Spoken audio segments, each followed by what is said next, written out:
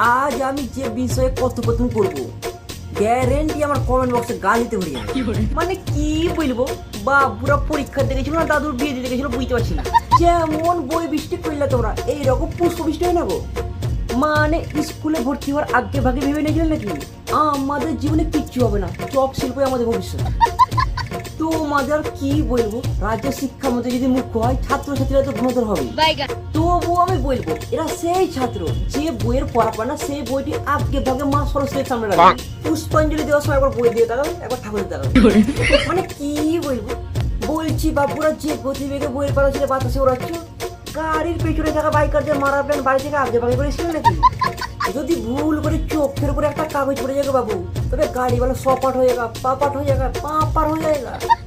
এই সব বইগুলো না ছেড়ে বিক্রি করে দিতে পারো। প্রতি বছর হাজার হাজার ছেলেমেয়েরা আর্থিক সমস্যার কারণে সবগুলো বই কিনতে পারে না। এনজয় করো, কিন্তু অন্যকে পড়ার সুযোগ করে দাও। বাড়িয়ে দাও তোমার হাত, আমি আবার তোমার আঙুল ধরতে চাই।